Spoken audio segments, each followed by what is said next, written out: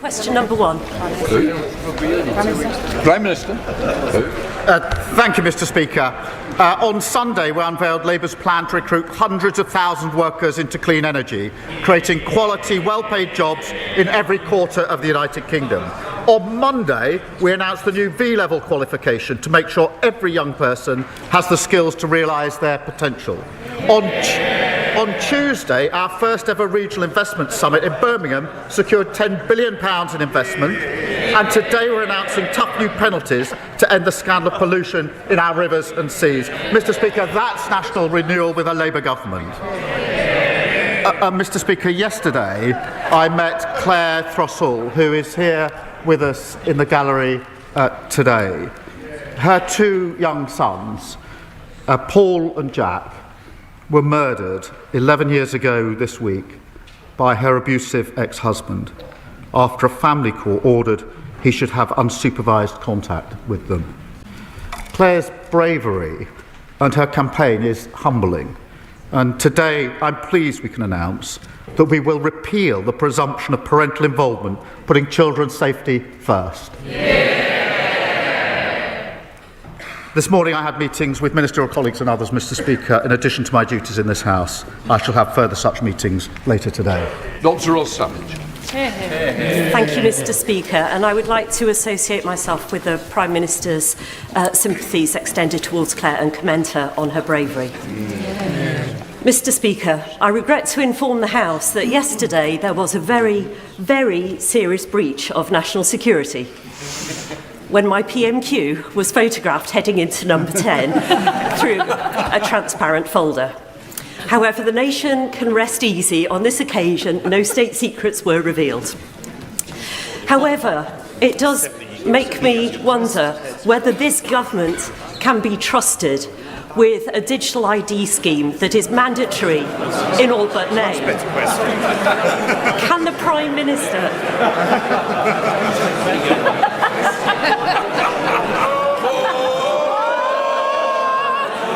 I'd like to keep the Prime Minister on his toes. Will the Prime Minister reverse this misguided scheme, or will he persist with a plan that makes all of our personal data vulnerable to hacks and attacks? Well, I thank you for our question. The whole point of digital ID, of course, is that you can't see it, so that should at least deal with the first of her concerns. Look, it is important that we make access to services, public services, as easy as possible for people, and we all know the difficulties that so many people have accessing services, and digital ID has been shown in other countries to help. I do think this is an important step forward. I also think that it's very important as part of our plan to tackle those who are entering our country illegally. Jane Kirkham. Thank you, Mr. Speaker. Households in Cornwall in temporary accommodation have increased by 265% in 5 years. So I'm delighted that this Labour government is investing £39 billion into social and affordable housing. In Cornwall, we're developing a strategy to provide housing at sites like Pydar in my constituency, which need support from Homes England. Will the Prime Minister arrange for us to meet the Housing Minister at our Homes Cornwall launch next month to accelerate discussions on a strategic partnership for Cornwall so we can build the right homes in the right places for local people? Well, I know the Housing Minister would be delighted to meet my honourable friend to help unlock new homes for her constituents. We are working closely with local authorities through our small sites aggregator to build new affordable homes on brownfield sites. My goal, Mr. Speaker, is to restore the dream of home and ownership, which was stolen by the government, by the opposition when they were in government. Thank you. Leader of the Opposition, Kemi Badenoch. Mr. Speaker, first of all, can I pay tribute to the former Conservative MP Oliver Colville, who has very sadly passed away after a long illness. Colleagues will remember him for his love of cricket and, of course, hedgehogs. He will be very much missed. Mr. Speaker, 4 victims on the Rape Gang Survivors Panel have resigned. And they've resigned because they've lost all confidence in the government's inquiry. So I'm giving my first question to one of them, to Fiona. She said, Being dismissed and contradicted by a minister when you're telling the truth takes you right back to that feeling of not being believed all over again. Fiona's question is simple. What's the point in speaking up if we're just going to be called liars? Prime Minister. Can I thank her for raising that on behalf of Fiona, and let me give Fiona and the House my answer, Mr. Speaker, because the grooming scandal was one of the worst scandals of our time. Women and girls were abused and exploited by predatory gangs of men, and survivors have been ignored for many years, including by the state that, of course, is supposed to protect them. My vow to Fiona and them is that this national inquiry will change that. I do acknowledge that in recent days some members, including Fiona, have decided to step away from the panel. I say this, Mr. Speaker, should they wish to return, the door will always be open. But even if they do not, we owe it to them and to Fiona and to the country to answer the concerns that they have raised. The inquiry is not and will never be watered down. Its scope will not change. It will examine the ethnicity and religion of the offenders, and we will find the right person to chair the inquiry. I can tell the House today, Mr. Speaker, that Dame Louise Casey will now support the work of the inquiry, and it will get to the truth. Injustice will have no place to hide. Mr. Speaker, I doubt she'll be satisfied with that answer. He says that they could return to the panel if they wish to. Why would they do that? The government has been engaged in a briefing war against survivors. Elizabeth. It's absolutely disgraceful. Oh, really? They say shame. Why don't they listen to what Elizabeth had to say? Why don't they listen to what Elizabeth had to say? Elizabeth, who was abused in Rotherham from the age of 14, had this to say, and I quote, "The government has created a toxic environment for survivors." They were looking for answers from the Prime Minister, and what they've heard is Labour MPs saying shame at their words. Yesterday, Mr. Speaker, the Safeguarding Minister said Elizabeth was wrong. Who should we believe? The Prime Minister's Safeguarding Minister or Elizabeth? Prime Minister. Mr. Speaker, let me put on record my respect for all of the survivors who've been through the most awful ordeals. And I want to thank those that have been involved so far for the work in the process. What we're trying to do is to get this right and have an inquiry with survivors at the heart. As the Safeguarding Minister told the House yesterday, that's obviously not easy. They've all come with difficult experiences. There are a wide range of views, understandably, and every survivor does bring their own painful experience to this. The survivors met the prospective chairs this week, and we want to have them to have the chance to engage. I want survivors to be at the heart of this. I want an inquiry that can get to the truth. These are the hard yards, I accept that, but I want to press on and get this right. Mr. Speaker, he says that he wants survivors to be at the heart of this, but in his first PMQs this year, he said we did not need a national inquiry. And when he did, all of these MPs cheered. They were nodding their heads, including the Safeguarding Minister. They voted against the national inquiry 3 times. Yes, they did. Yes, they did. They voted against the national inquiry. They voted against the national inquiry 3 times, so the victims don't believe them.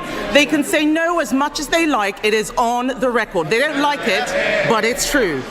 Now, one of the victims has quit. Contrary to what the Prime Minister's just said and what the Home Secretary wrote this morning, they believe that the inquiry will downplay the racial and religious motivations behind their abuse.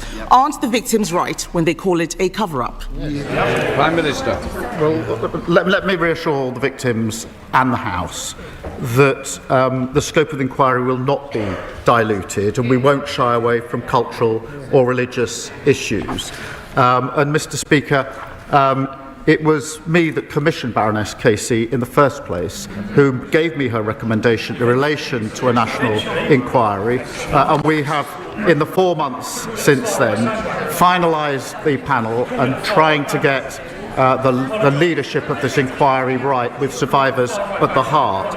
Mr. Speaker, in that period, we have also reopened 1,200 historic closed cases. I have long argued, Mr. Speaker, that the criminal route where it can be pursued is the right route for perpetrators.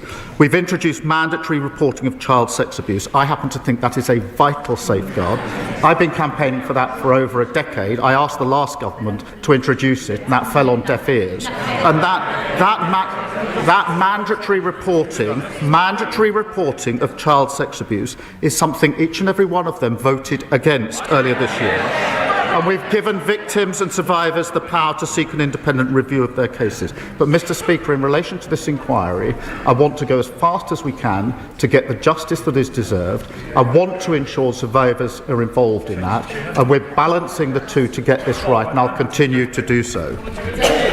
Mr. Speaker, he's talking about mandatory reporting. I will remind him what Fiona asked. What is the point if the victims aren't going to be believed? What would be the point of mandatory reporting? All of this is happening now. All he's saying is because 4 of those victims resigned from the survivors panel. If they hadn't done that, they would have continued with the watering down, which we all know that they were carrying out. So yes, the victims are right to be worried. He also talked about looking for a chair. It has been 10 months since we first called for a national inquiry. 10 months. It is shocking that they still do not have a chair.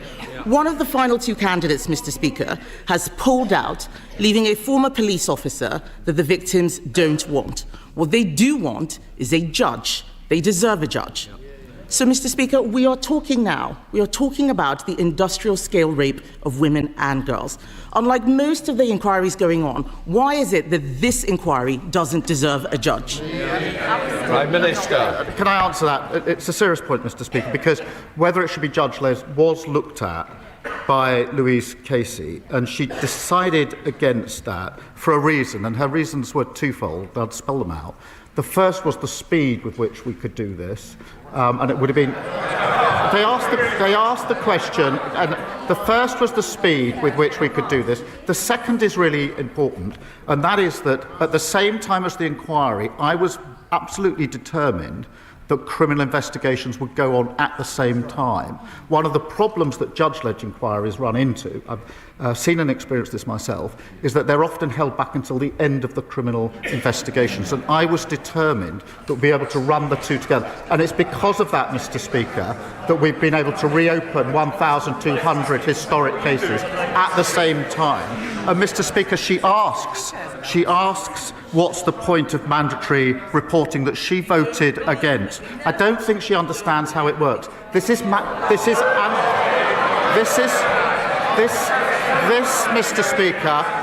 Mr. Speaker, is mandatory reporting of those that have had allegations made to them, and there's clear enough evidence they've then not passed that on. That is a fundamental problem in the system. That is why we've changed the law. They should hang their heads in shame for having voted against that vital protection. What he should hang his head in shame in is calling this a far-right bandwagon when we first raised this issue. The deputy leader, the future deputy leader, we all know who's going to win, called this a dog whistle. What we need to think about right now, Mr. Speaker, is the victims. It is the survivors. I spoke to one of them yesterday. Let's remember, these are victims who waived their anonymity, an incredibly difficult thing to do.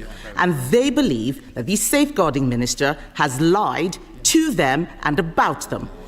One of the survivors has said, and I quote, "Jess Phillips needs to be removed because I don't think her conduct during this has been acceptable for the position that she holds." Those aren't my words. Those are the words of a survivor. It is a shame that Labour MPs are drowning that out. The member for Birmingham Yardley has clearly lost the confidence of the victims. Does she still have the confidence of the Prime Minister? Can I just say, Prime Minister, even if we are quoting somebody else, we shouldn't quote it because it's a direct allegation against a member of this House. So I'm sure that that's not what was intended, Prime Minister.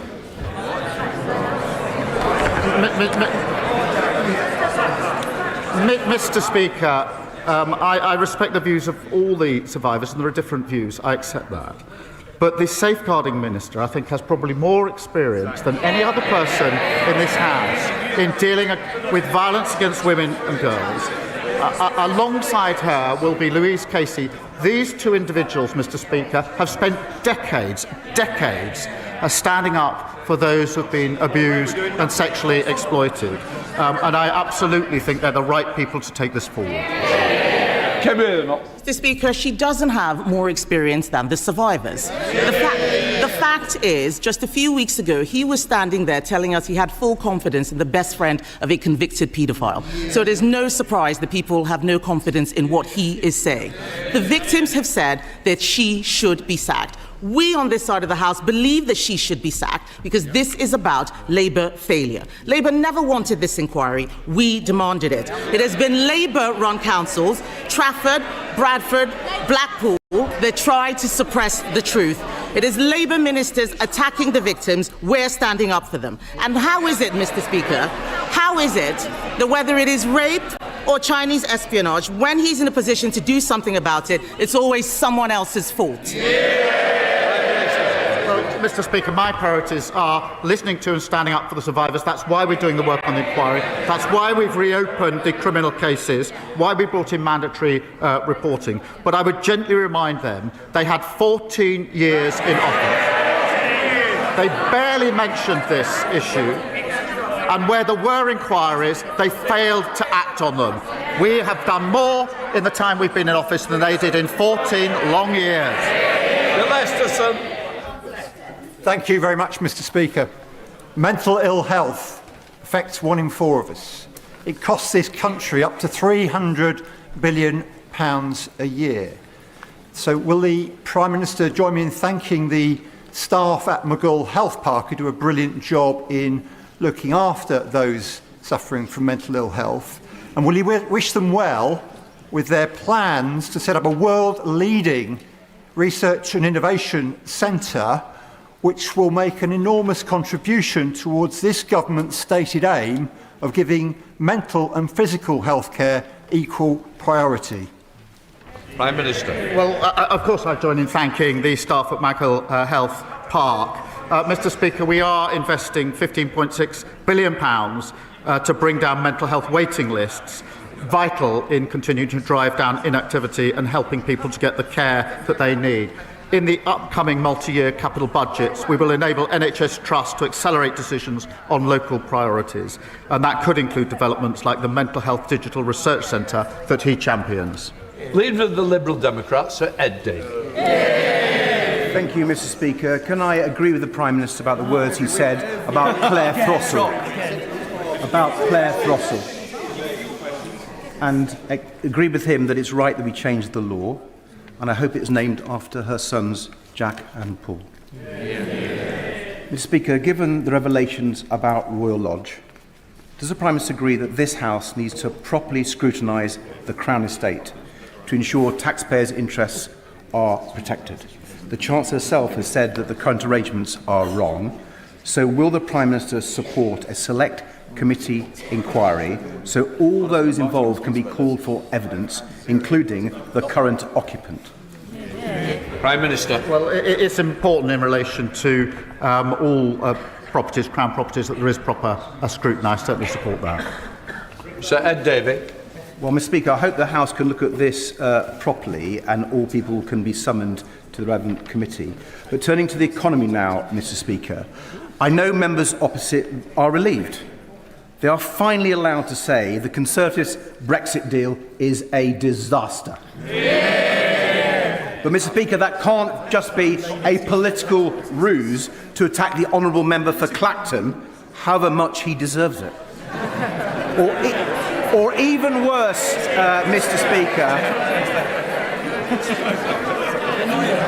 or even worse, Mr. Speaker, given we still have the highest inflation in the G7, it mustn't be a smokescreen to raise taxes on ordinary people.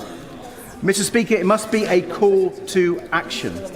So will the Prime Minister act now to repair the Brexit damage by negotiating a new UK-EU customs union to boost Britain's trade and grow our economy?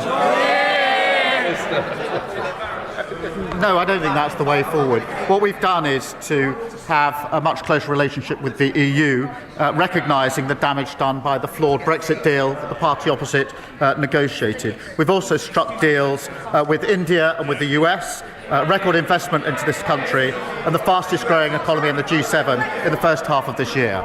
Daniel Francis. Thank you, Mr. Speaker. This summer, I visited every road across the Bexley and Crayford constituency to reporting potholes to ensure the £895,000 given by this Labour government to the Conservative Controlled Council in the London Borough of Bexley is spent. However, the Conservative Cabinet member responsible for roads on the council wrote to our local newspaper asking that I stop reporting potholes because it was causing work for the council. Will the Prime Minister join with me in urging my Conservative council to get on and spend that money to make roads like May Place Road East safe to drive on? So this is a local Conservative council telling him not to point out potholes in case they have to fill them. That's outrageous, just like the record of the last 14 years. Mr. Speaker, we know how problematic, dangerous and costly potholes are to drivers. That's why we've delivered record investment to maintain our roads and fix potholes. That's £1.6 billion, Mr. Speaker. That money's been given to councils, but it comes with strings. So my message to reinforce this is clear to the council. Use the money, fix the roads, show how you're carrying out repairs, or lose the money because it's councils who get on with the job of fixing our roads. And I'll make sure the Road Minister follows up with him. Ellie Jones. Thank you, Mr. Speaker. Given that the TUC has calculated that the wealthiest 10% of households in the UK hold more wealth than everyone else in the country put together, does the Prime Minister agree with me that it is inequality, not immigration, that is a threat to our country? Well, Prime Minister. Mr. Speaker, we need to deal both with the levels of immigration and with inequality, and that's what this government is doing. And as we get on with trying to boost our economy, can I gently point out that if we want more equality, if we want our economy to be stronger, their party needs to start voting for some of the measures that will make it necessary. Michelle Walsh. Thank you, Mr. Speaker. In March 2022, I gave birth to my son by emergency C-section. Both my son and my life put at risk by a failing maternity service. In Nottinghamshire, we know failing maternity services far too well, with harm caused to mothers, babies and fathers. Over 2,400 families involved in the Donna Ockington inquiry. So does the Prime Minister agree with me that grief must be the engine of change, and where previous governments has failed, it is imperative that this government transforms maternity services so that every birth is an informed birth and every birth is a safe birth? Prime Minister.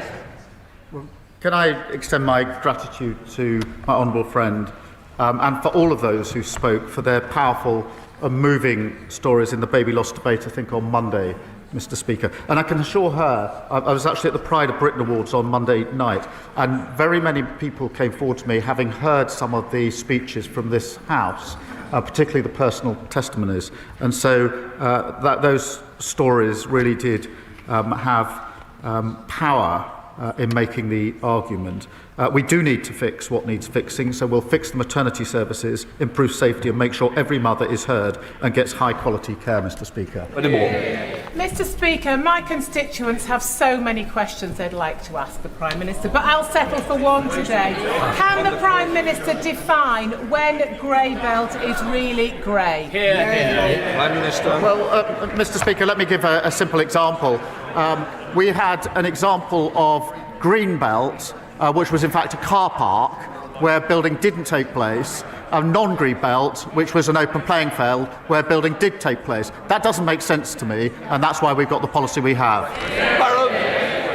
Thank you, Mr. Speaker. 12-year-old Millie Blair from Oundle, who joins us today in the gallery along with her mum Gemma, her sister Jessica and her dad Gordon. On Millie's 11th birthday, she was diagnosed with a rare bone cancer, which led to her leg being amputated. Millie attends Prince William School but cannot access the lower playing field because the slope is too steep. Her parents, the school and I have asked East Midlands Academy Trust to put in a ramp. They've refused, claiming they are not subject to certain parts of the Equalities Act. Would the Prime Minister agree with me that the Trust has an absolute moral obligation to make these adjustments so that Millie can have full access to all of the school so she can play and thrive with all of her friends? Prime Minister. Can I just welcome Millie to the gallery? She's looking down, as I appreciate the members opposite can't see it, but she's smiling down with the courage and positivity that I know is everything to her, and we absolutely salute that, and we're humbled by it. In relation to the decision, Mr. Speaker, I really do find it hard to understand how a school trust could make a decision like that in relation to the ramp. And rather than, as it were, berate them from here, I would just implore them on behalf of, I think, everybody here, and Millie in particular, to just look again and please, I hope with the endorsement of the whole House, to reconsider that decision, put that ramp in and match the positivity and the courage that Millie has shown all of us. And I thank the honourable friend for raising this campaign. Will Forster. Thank you, Mr. Speaker. The Times has reported that local elections across the country will be delayed for a second year in a row. The leader of my local authority, Surrey County Council, has had to go on record to say that he hasn't called for elections to be cancelled, but other Conservatives clearly have. Mr. Speaker, can the Prime Minister give me a cast iron guarantee that my constituents in Woking and others across the country will not lose their democratic right to vote? Prime Minister. Well, I thank you for his question, and he knows we inherited a situation where local councils were underfunded and millions were wasted on duplication. By reforming the system, which this was doing, we will save money and reinvest it in improved public services. In Surrey, just in response to his question, we expect the elections to be in the new unitary councils, and we'll be setting out the planned timetable very shortly. Alan Strickland. Thank you, Mr. Speaker. Central to growing our economy is delivering major events that drive footfall and investment. So does the Prime Minister share my disappointment that since Reform took over the running of Durham County Council, they've slashed funding for Durham Pride, which brings in 20,000 people a year. So they can't cope with accountability, Mr. Speaker. They have cancelled the Lumiere Festival, which has brought nearly 1.5 million people into County Durham since it started, undermining businesses, undermining communities. Would the Prime Minister agree that if Reform can't run one county council, they certainly can't run Scotland, Wales or our United Kingdom? Well, he's absolutely right to point out, as voters in Durham can see, what you get if you vote Reform is total chaos and broken promises.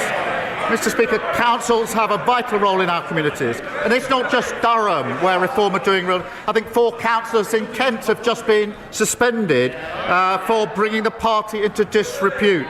I mean, bring the party into disrepute is quite something for a party whose Welsh leader accepts Russian bribes to spread Putin's propaganda. Sir Ashley Fox. Mr. Speaker, Western Hospice Care provides an invaluable service for my constituents with a terminal illness. The hospice now faces an increased bill for national insurance charges of £139,000 a year as a result of the Chancellor's jobs tax. Now, the Prime Minister will know that the money he's announced for capital expenditure can't be used for day-to-day running expenses. He will know that the money he's announced for children's hospices won't benefit Western Hospice Care. So what help can he offer Western Hospice Care as they struggle under the tax burden imposed by his government? Prime Minister. Mr. Speaker, we're putting in the support that we can for hospices, and of course the money that we've put aside at the budget for the NHS is absolutely crucial in relation to that. The NHS was underfunded for 14 long years. We've now put the funding in to allow the NHS to do the work that it needs. Julie Bibbs. Mr. Speaker, December will mark the 10th anniversary of the Storm Desmond floods that devastated my Carlisle constituency and forced thousands of people from their homes. Despite promising us new flood defences, previous Conservative governments left them unfinished.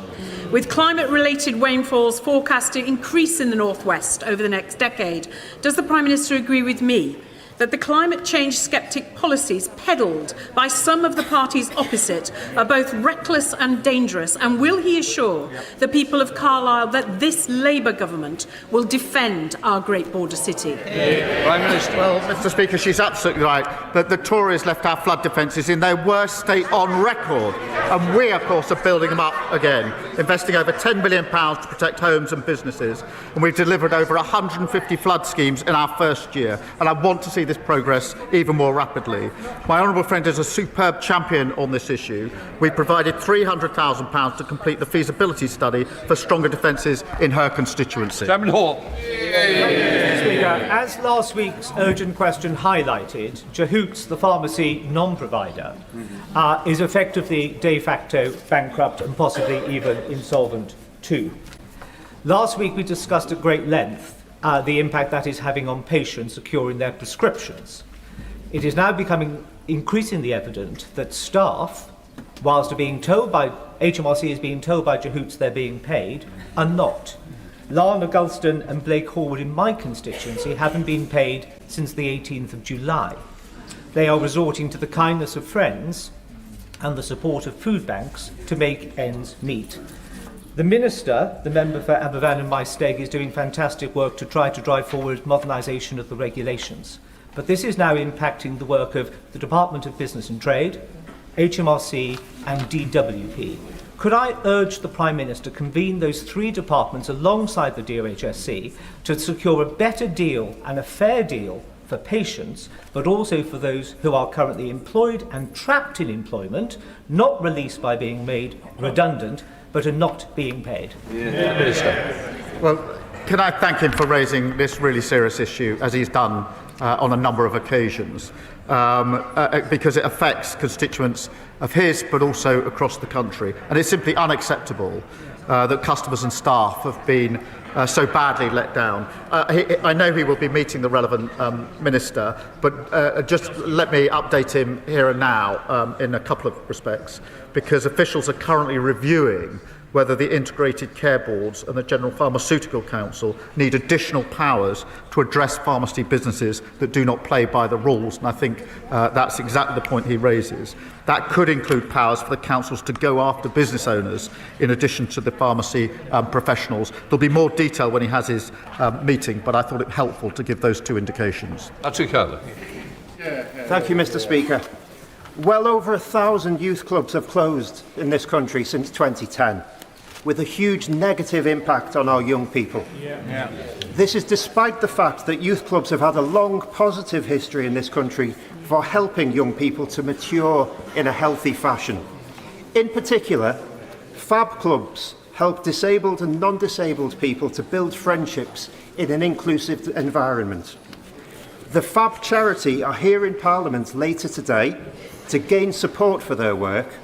So can I ask the Prime Minister to commend the work that they do, and can I also ask him to consider how best to support the youth club movement to help the next generation of young people grow into well-adjusted adults? Well, can I thank my honourable friend for his question? He's a credit to his community. I know firsthand he's done so much hard work to help heal, to rebuild and to look to a brighter future for Southport. Can I welcome FAB Charity to Parliament? They do fantastic work, Mr. Speaker, to help break down barriers.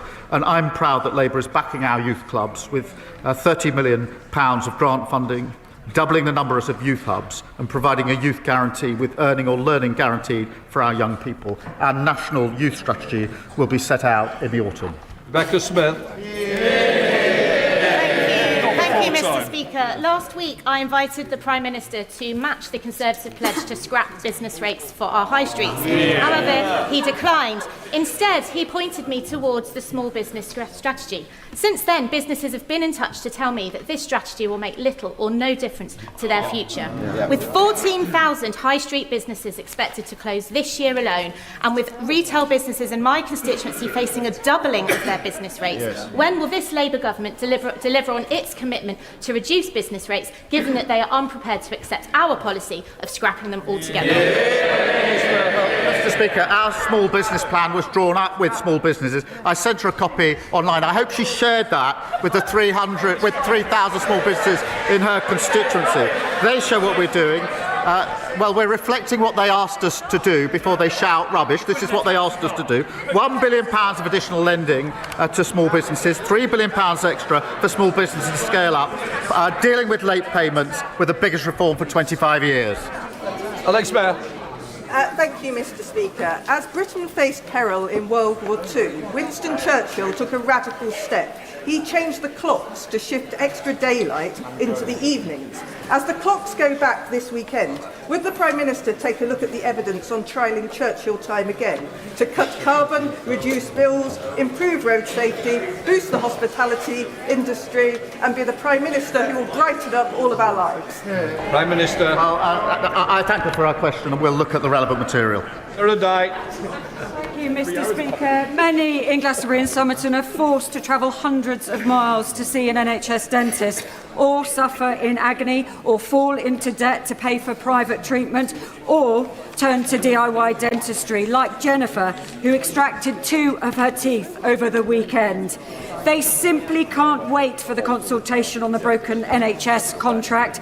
Mr. Speaker, they deserve immediate action. So will the Prime Minister outline what measures he's taking to end the dental desert in Somerset for good? Prime Minister. Can I thank her for raising this, because added to the list of shocking things the last government left was the shocking state of NHS dentistry, broken like everything else under the last government.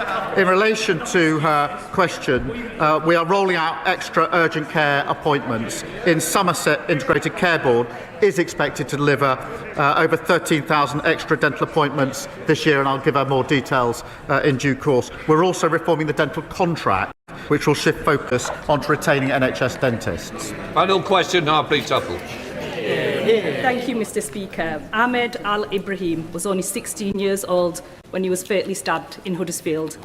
His life was cruelly taken away in what the police described as an unprovoked and motiveless attack. On a visit to Netherhall Learning Campus in my constituency last week, I know how important this issue is for young people. So will the Prime Minister commit to redoubling efforts to tackle serious violence and knife crime through more visible policing, stronger prevention and investment in youth services?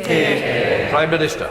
Can I thank her for raising this devastating case, and my thoughts, I'm sure those of the whole House, are with the family and friends. Through our crime and policing bill, we're increasing penalties for the illegal sale of knives and giving police new powers to seize knives likely to be used for violence or cause harm. We've also launched a coalition to tackle knife crime, to bring together campaigners and community leaders to tackle the root causes of knife crime and help protect the next generation. Front benches change over.